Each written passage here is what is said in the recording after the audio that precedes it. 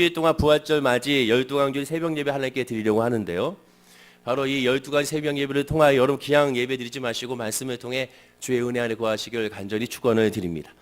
지난주 주보에 이미 12일차 말씀 본문이 나왔어야 되는데 제가 미처 올리지 못했고 이번 주일날 이제 12일 동안의 말씀 본문이 나올 겁니다. 그 말씀 본문을 미리 묵상하시고 오시면 더 큰 하나님의 은혜가 있게 될 줄로 믿습니다. 예수님은 십자가에 달려 죽으시고 3일 만에 부활하셨습니다. 예수님께서 십자가에 죽으시기 바로 직전에 이렇게 말씀하시죠. 요한복음 19장 30절에 예수께서 신포도주를 받으신 후에 이르시되 다 이루었다 하시고 머리를 숙이니 영혼이 떠나가시니라. 예수님께서 운명하시기 전에 죽음을 마시기 전에 숨을 거두기 전에 마지막 말씀하신 것이 바로 다 이루었다 라고 말씀하셨습니다. 즉 예수님의 죽으신 그리고 동시에 이제 나중에 부활은 이 모든 것에 다 완성인 것을 보게 됩니다. 다 이루었던 것이죠. 그래서 우리의 신앙의 원동력이라 할 수 있는 것이 무엇이냐? 예수님의 죽음과 함께 예수님의 부활이 우리의 신앙의 원동력이 됩니다.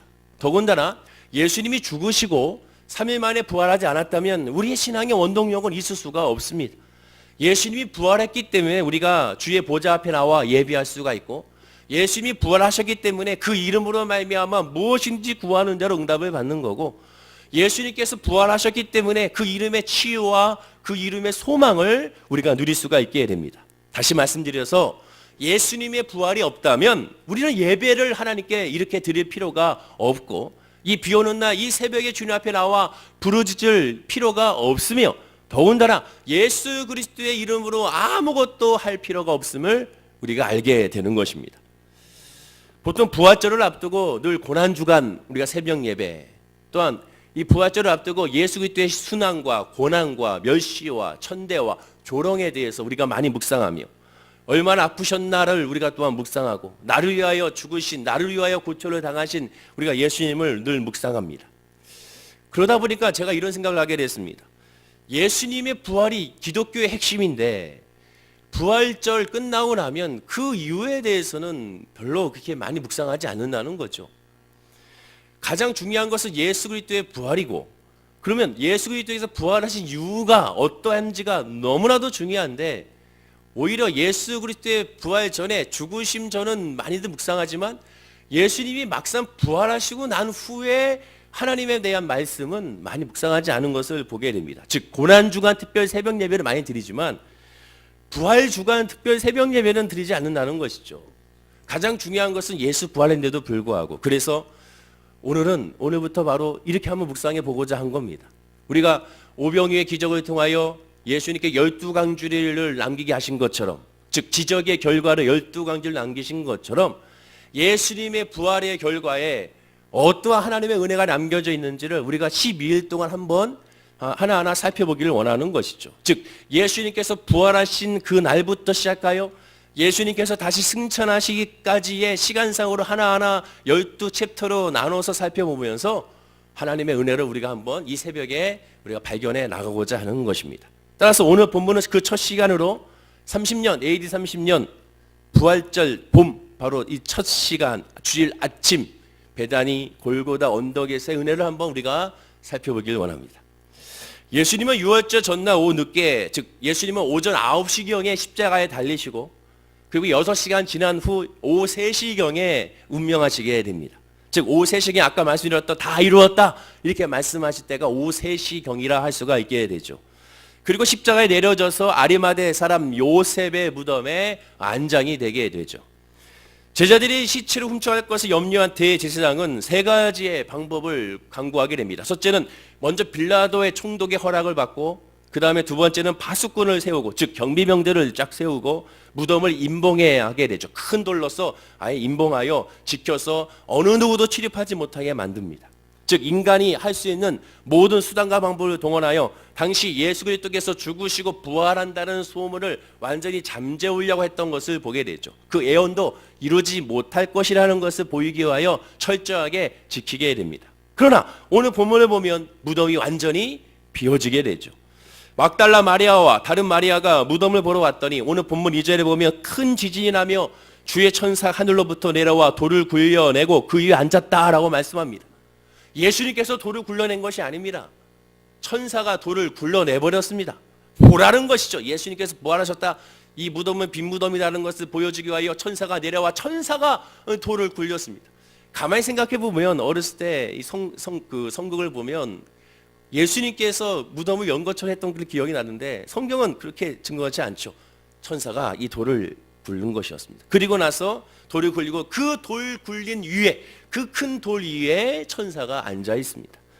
천사가 무덤 안에 들어가 예수님을 일으켜 세우지 않았습니다. 예수님 이제 일어나셔야 됩니다. 예수님 이제 부활 때입니다라고 천사가 예수님을 깨운 것이 아닙니다. 이미 본문 4절에 보면 지키던 자들이 그를 무서워 떨며 죽은 사람과 같이 되었다라고 말씀하게 됩니다. 큰 지진이 일어나고 천사의 번개 같은 현상과 눈처럼 흰 모습을 보고 그들은 놀랐으며 더군다나 이미 예수님께서 계시지 않은 것을 보고 그들이 놀랐습니다. 천사가 깨운 것이 아니라 예수님께서 이미 부활하셨음을 우리가 알게 되는 것이죠. 본문 6절에 보면 천사가 여인들에게 예수님은 여기 계시지 않으니 누우셨던 것을 보라라고 이렇게 지시를 하게 됩니다. 또한 천사는 여인들이 예수 부활 소식을 제자들에게 빨리 전하라고 당부하게 되죠. 그래서 여인들이 막 달려가는 중에 그 중에 예수님을 오늘 본문을 보면 만나게 됩니다. 본문 9절에서 예수님을 만난 여인들은 예수님의 발을 붙들러 경배합니다. 늘 하던 대로 예수님을 만났으니, 근데 성경에 보면은 부활하신 예수님의 그 육신을 만질 수가 있었고 그 육신의 발을 붙들 수가 있었고 그곳에서 그 자락을 만질 수가 있었습니다. 즉 인간의 손에 붙들 수 있는 육신의 모습으로도 부활하셨음을 우리는 알 수가 있게 되죠.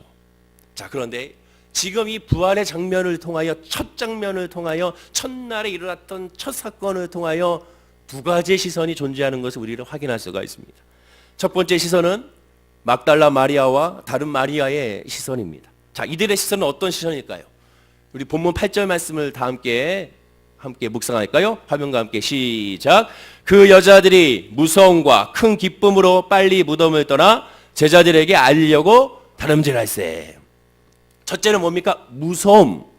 두 번째는 무서운데 큰 기쁨이 있고, 동시에 세 번째는 빨리 전하고 싶어하는 급한 마음이 있음을 보게 됩니다. 즉 세 가지의 마음이죠. 무섭기도 하지만 그 무서움과 함께 큰 기쁨이 있고, 그 기쁨과 함께 빨리 이 소식을 전해야겠다는 그런 조급한 급한 마음이, 이 세 가지의 마음이 공존하는 것을 보게 됩니다. 공동 번역으로 읽어드리면 여자들은 무서우면서도 기쁨에 넘쳐서, 정확한 표현이죠. 무서우면서도 기쁨이 넘치며 제자들에게 이 소식을 전하려고 무덤을 떠나 급히 달려갔다라고 성경은 표현합니다. 성도가 예수 부활 사건을 바라보면서, 예수님의 부활을 체험하면서, 예수 그리스도를 바라보면서 바로 이러한 시선을 가져야 됩니다. 무서워하면서도 기쁨이 넘쳐야 한다는 거죠. 그럼 무서워하면서도 기쁨이 넘치는 것을 한 단어로 뭐라고 표현합니까? 경외라고 표현합니다. 경외. 여호와를 경외합니다. 이 경외는, 이 단어의 뜻은, 경외라는 국어사전적인 뜻도 공경하고 두려워한다는 뜻입니다. 우리가 예수님 앞에, 하나님 앞에 나왔을 때 바로 경외하는 모습을 가져야 됩니다. 이 경외하는 것은 두려워한다는 마음이 내가 죽으면 어떡할까 이런 두려움이 아닙니다. 거룩하신 하나님 앞에서의 그 거룩함과 그 사랑으로 말미암은 두려움이죠. 그것을 어찌 감당할까에 대한 그런 두려움이지, 내가 죽을까 봐 하는 그런 두려움과는, 공포하고는 전혀 다른 두려움을 말하게 됩니다. 거룩하신 하나님 앞에 그런 두려움을 가져야 되는 것이죠. 오늘날 제가 이렇게 기도해 보게 됩니다. 다른 복음을 전하면 어떡하나라는 그러한 걱정을 많이 하게 돼요. 내가 예수 그리스도의 말씀을 전하고 내가 설교를 하는데 이것이 혹시 주님의 뜻이 아닌 다른 복음이면 어떡하나. 하나님 아버지, 혹시라도 내가 다른 복음을 전하지 않도록 늘 예수 중심으로, 늘 말씀 중심으로, 십자가 중심으로, 성령 중심으로 인간의 의가 드러나는 것이 아니라, 거기에 다른 것이 개입되는 것이 아니라 오직 예수님만이 길이요 진리요 생명인 것을 전파할 수 있도록, 복음만 전할 수 있도록 인도해달라고 하나님께 기도합니다. 진짜 믿음 안에 있는 사람은 그런 것을 두려워야 됩니다. 그리고 그것으로 두려워하면서 늘 하나님 앞에 엎드려야 한다는 것이죠. 그것이 바로 경외하는 사람의 모습이 되는 겁니다. 잠언서 19장 23절에 여호와를 경외하는 것은 사람으로 생명이 이르게 하는 것이라. 여호와를 경외할 때 그때 생명이 이르게 된다는 겁니다. 여호와를 경외할 때 하나님의 은혜 안에 온전하게 거할 수가 있게 되는 겁니다. 말라기 3장 16절에 그때 여호와를 경외하는 자들이 피차에 말하매 여호와께서 그것을 분명히 들으시고 여호와를 경외하는 자와 그 이름을 존중히 여기는 자리와 여호와 앞에 있는 기록 기념책에 기록하셨느니라 라고 말씀하게 됩니다. 여호와를 경외하는 것이 예수 그리스도를 만나고 부활한 예수를 만나는 사람의 특징이 돼야 되는 겁니다. 두려움에 떠는 모습이 있어야 됩니다. 경외함의 두려움. 내가 하나님의 말씀을 제대로 받고 있는가? 내가 온전하게 예수 이름으로 기도하고 있는가? 정말 주님의 뜻을 사모하고 있는가? 어제 수요 예배 말씀드린 것처럼 정말 구원의 즐거움을 내가 회복하고 있는가? 정말로 기쁜가? 예수 만난 것이 이 세상 그 무엇보다도 정말 기쁜가? 내가 예수 그리스도를 믿지 않았다면 어쩔 뻔했는지를 다시 한번 고백할 수가 있는가? 그것을 우리가 늘 묵상하고 또 묵상해 봐야 되는 겁니다. 이것이 첫 번째 시선입니다. 자, 이제 두 번째 시선은 바로 경비병들의 시선입니다. 대제사장과 빌라도는 무덤을 돌로 막고 임봉했습니다. 그리고 경비병을 굳게 세우게 되죠. 인간으로서 최선의 방책을 다 동원하여 막은 것입니다. 그러나 이 모든 것들이 예수 그리스도의 부활 앞에 다 휴지조각이 되고야 말았습니다. 그런데도 불구하고 대제사장은 아무런 회개나 반성하지도 아니하고 깨달음조차 없었습니다. 아니 더 치사하게 비겁하게 헛소문을 퍼뜨리게 되죠. 제자들이 예수의 시신을 가져갔다는 식으로 퍼뜨리게 됩니다. 대제사장은 그래 그 분무덤에 없었으니까 그 무덤의 실제적인 사건을 경험하지 못했으니까 그렇다고 칩시다. 그러나 지금 이곳에 있는 이 무덤에 있는 이 경비병들은 다르다라는 것이죠. 그들은 유대인이고 유대교들입니다. 하나님을 모르는 사람들이 아닙니다. 하나님을 아는 사람이고 더군다나 예수 그리스도를 지키고 있다는 것을 아는 사람입니다. 왜 예수가 죽었는지 아는 사람이고 예수가 죽기까지 어떤 일이 있었는지를 알았던 사람이고 소문을 들었던 사람이며 예수에 대해서 누구보다도 잘 알고 있는 사람들이 바로 이 경비병들이었습니다. 예수님의 빈무덤을 바라보는 시선의 공통된 시선은 바로 두려움, 무서움이었습니다. 큰 지진이 일어나고 무덤에 돌이 굴러지고 번개 같은 형상의 천사가 앉아있는 그 모습을 통하여 이 여인들과 함께 이 경비병들도 두려워했습니다. 그러나 똑같이 두려워했으나 그 두려움은 달랐습니다. 여인들의 두려움은 하나님을 경외하는 두려움이었다면 이 경비병들의 두려움은 예수의 시신이 없기 때문에 두려움이었습니다. 책임감의 두려움이었죠. 그런데 놀라운 말씀이 오늘 본문에서 확인할 수가 있게 되는데 본문 5절의 천사와 본문 10절의 예수님은 두려워 떨고 있는 여인들을 향하여만 무서워하지 말라라고 말씀하셨습니다. 똑같이 두려워하고 있는 경비병들에게 나타나셔서 천사도 마찬가지고 예수님도 나타나셔서 경비병들아 두려워하지 말라라고 말씀하지 아니하시고 바로 이 여인들에게만 나타나셔서 두려워하지 말라라고 말씀하셨다는 거죠. 더 놀라운 것은 예수님께서 부활하신 후에 예수님이 만난 사람은 예수님을 믿는 사람들만 만나줬지 예수님을 믿지 않는 사람들에게 나타내주지 않으셨습니다.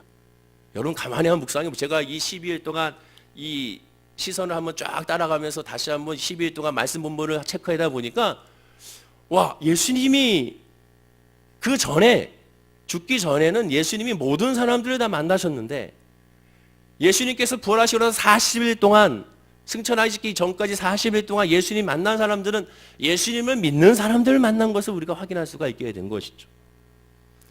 경비병들에게 무서워하지 말라라고 말씀하면 좋겠지만 그렇게 하지 않았습니다. 그럼 천사와 예수님은 편애한 것인가? 여인들만 사랑하고 예수 믿는 사람들만 사랑하고 편애하여 이 경비병들에게는 무서워 떨기는 그들에게 무서워하지 말라라고 말하지 않는 것은 편애한 것인가? 그렇지 않다라는 것이죠. 똑같은 상황을 비슷한 상황을 우리는 성경에서 또 한 번 확인할 수가 있습니다. 사도행전 16장에 빌립보 감옥의 간수가 나오는데 이 빌립보 감옥의 간수도 똑같은 상황을 겪게 됩니다. 지진이 나서 옥문이 열린 후에 놀라서 방으로 뛰어들어가 보니 아무도 안 보였습니다. 죄수들이 다 도망간 줄 알았습니다. 감방 안이 아주 어두웠거나 다른 방에 있던 바울 일행을 미처 보지 못했던 것이죠. 책임을 피할 수 없으니 그 자리에서 자결을 하고 칼을 들었습니다. 그때 소리치게 되죠. 죽지 말라는 것이죠. 멈추라는 것입니다. 죽을 수밖에 없던 자기가 그 자리에서 사도 바울을 통하여 살아나게 되죠. 새 생명을 얻게 됩니다. 자, 그런데 똑같이 지진을 경험하고 똑같이 빈 무덤을 똑같이 빈 감옥을 똑같이 책임감으로 죽을 수밖에 없는 상황을 경험했던 이 경비병과 지금의 이 감옥의 간수의 행동은 완전히 달랐습니다. 이 간수는 어떻게 했느냐? 사도행전 16장 30절에 그들을 데리고 나가 이르되 선생들이여 내가 어떻게 하여 구원을 받으리까? 라고 질문하게 됩니다. 내가 어떻게 하여 구원을 받으리까? 그 놀라운 기적을 체험하고 나서 그가 물어봤던 것은 내가 어떻게 해야 이 책임을 면할 수 있을까? 이것을 질문한 것이 아니라 내가 어떻게 해야 구원을 얻을 수가 있을까? 내가 어떻게 하여 예수를 믿을 수 있을까? 내가 어떻게 하여 예수를 만날 수 있을까? 내가 어떻게 하여 하나님의 말씀을 묵상할 수 있을까? 내가 어떻게 하여 기도할 수 있을까? 여기에 집중하게 된 겁니다. 이 진노에 대해 사도 바울이 대답을 합니다. 그 유명한 대답이죠. 어느 누구나 다 알 수 있는, 성도님들이 알 수 있는 말씀, 바로 사도행전 16장 31절입니다. 다 함께 한번 화면과 함께 읽어볼까요? 자, 시작. 이르되 주 예수를 믿으라. 그리하면 너와 내 집이 구원을 받으리라. 예수를 믿으라는 거죠. 다른 것은 없다. 믿으라는 겁니다. 일단 믿으라. 나 이해가 안 되는데 믿으라는 겁니다. 믿으라. 빌립보의 간수는 예수를 믿는 바울 안에서 예수를 발견하고 거기서 만나게 됩니다. 그리고 예수 앞에 항복하게 되죠. 그리고 나중에 이 간수는 빌립보 교회까지 세우는 영광스러운 성도가 되게 됩니다. 이에 비해 본문의 경비병들은 어떠합니까? 하나님을 전혀 몰랐던 빌립보 간수, 이방인 간수와는 더 축복받는 사람이지 않겠습니까? 천지를 창조하신 유일한 하나님을 이미 알고 있고 믿고 있고 그들이 말하는 선민의식으로 가득 차 있는 사람입니다. 더군다나 대제사장의 종들입니다. 즉 24시간 내내 종교적인 활동 가운데 하나님을 제사하고 예배하는 곳에서 늘 있었던, 환경 가운데 있었던 사람들이었습니다. 그런데도 불구하고 지금 두려워하는 것은 단지 자기가 죽을까 봐만 두려워하고 있는 겁니다.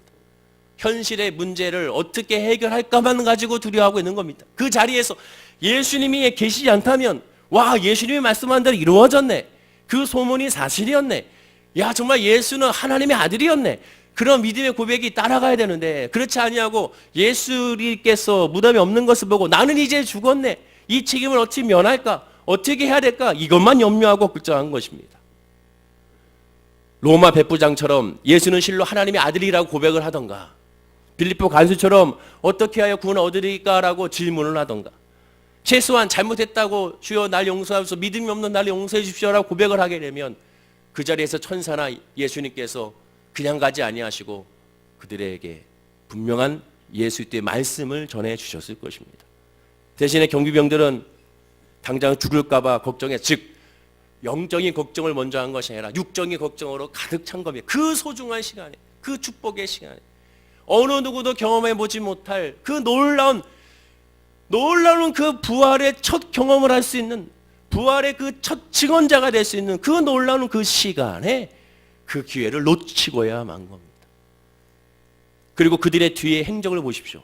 바로 그 이어지는 말씀을 보면 대제사장과 빌라도의 꾸중과 형벌을 피하기 급하기 위하여 거짓의 대가로 돈을 받게 된 겁니다. 검은 돈을 받게 되죠. 경비용들이 예수님이 십자가에 죽고 사흘 만에 부활한다는 것을 예고한 사실을 알지 못할 리가 없습니다. 그들이 왜 지키는지를 누구보다도 잘 아는 경비병들입니다. 바로 그것 때문에 무덤을 지키고 있는데도 불구하고 예수님과 연결시키지 못했습니다. 가장 축복의 그 시간에, 가장 축복의 자리에 예수를 만나지 못하는 어리석음이 그들에게 있었다는 것이죠. 오늘날도 마찬가지입니다. 가장 축복의 자리에서 예배하고 있는 저와 여러분들이 혹시나 등잔 밑이 어둡다고 복음을 깨닫지 못하고 있지는 않는지, 정말로 예수의 믿음 안에 있어야 되는데도 불구하고 그 말씀에 집중하지 못하고 있는지를 한번 점검해 봐야 됩니다. 영적인 것이 먼저고 영혼이 잘 돼야 범사가 잘 되고 강건한 것이라는 것을 우리가 늘 깨달아 주여 주의 은혜 안에 있게 하여 주시고 말씀 안에 있게 하여 주시고 성령 안에 있게 해달라고 기도하고 간구하는 것이 우리의 눈물의 기도가 되어야 되는 겁니다. 천사와 예수님이 여인들에게만 너희는 무서워하지 말라고 했습니다. 왜 그랬겠습니까?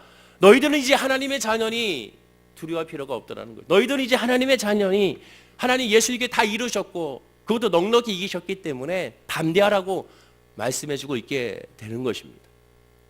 그리고 그것을 알기 때문에 큰 기쁨으로 넘치고 그것을 알기 때문에 어떻게든지 빨리 이 복음을, 이 기쁜 소식을 전해야 되는 것이죠. 저와 여러분도 마찬가지입니다. 예수 그리스도의 믿음 안에서 큰 기쁨을 가지고 복음을 전하는 우리 모든 성도님, 특별히 이 새벽에 비 오는 날 예배하는 저와 여러분들의 믿음과 마음과 삶이 되기를 간절히 축원을 드립니다. 이 새벽에 그럼 나는 어느 시선으로 지금 예배하고 있는가, 또는 부활절을 예수님의 고난주간을 맞이하고 있는가 한번 생각해 봐야 됩니다. 두려움과 기쁨으로 복음을 전하는 시선으로 이 여인들과 같은 믿음인가, 아니면 예수는 관심이 없고 하나님의 관심이 없고 부활은 관심이 없고 십자가는 관심이 없고 당장 하나님 내 문제, 당장 아버지 내 질병, 당장 아버지 내 물질, 당장 아버지 내 삶, 당장 아버지 내 사랑하는 자녀들의 취업의 문제, 결혼의 문제, 이거부터 해결해 주세요. 그러면 내가 믿겠습니다라고 혹시나 고백하고 있지는 않은지, 즉 무엇을 먹을까, 무엇을 마실까, 무엇을 입을까에 먼저 초점을 두고 있지 않은지 한번 생각해 봐야 됩니다. 주님께 초점을 맞췄을 때 반드시 하나님은 그냥 외면치 아니하시고 우리 모든 형편을 아시기 때문에 인도하신다는 것을 기억하고 깨달아 알아야 됩니다. 오늘 저와 여러분에게 예수님 말씀하십니다. 너희는 무서워하지 말라. 너희는 무서워하지 말라. 너희는, 여기서 말하는 너희는 하나님의 자녀인 너희는, 예수 그리스도의 은혜 안에 있는 너희는 무서워하지 말라. 무서워하지 말고 겁내지 말고 세상 말로 쫄지 말고 오직 예수 그리스도의 이름으로 말미암아 담대하게 우리가 오늘 새벽에 기도하면서 오늘 하루를 기대하고 12일 동안 기도하고 간구할 기도 제목을 여러분 적고 하나님의 응답을 바라보고 그 때를 바라보고 감사함으로 아뢰면 분명히 하나님의 놀라운 은혜의 역사가 저와 여러분에게 임하게 될 줄로 믿습니다. 기도하겠습니다. 아버지 하나님 감사합니다. 예수 그리스도의 부활의 사건이 바로 다른 사람의 사건이 아닌 나의 사건이 되게 하시고 예수의 죽음이 바로 다른 사람의 죽음이 아닌 나의 죽음이 되게 하여 하시며 예수님과 함께 죽고 예수님과 함께 살아가는 부활의 역사가 사랑 우리 모든 성도님들의 믿음과 마음과 삶 가운데 있게 하여 주시옵소서. 사랑 우리 모든 성도님들 아버지 하나님 예수의 복음 안에서 자유하기 원합니다. 성령을 부어 주시옵시고 아직 예수를 알지 못하는 우리 성도님들에게 그 은혜를 아직 체험하지 못하는 성도님들에게 십자가의 구원의 역사, 구원의 즐거움, 죄사함의 구원의 즐거움, 그 하나님의 무궁무진한 그 사랑의 은혜, 어떠한 문제와 어떠한 아픔과 어떠한 상처가 있을지라도 그 이름으로 말미암아 이름함을 받고 그 이름으로 말미암아 힘을 얻는 그 역사를 깨달아 알아가는 우리 성도님들이 될 수 있도록 인도하여 주옵소서. 그 믿음으로 구할 때 어떠한 질병이라도 어떠한 문제라도 합력하여 성이로시는 하나님의 은혜를 체험하게 하여 주옵소서. 감사와 찬양을 주께 드리며 예수님의 이름으로 기도드립니다. 아멘. 하늘에게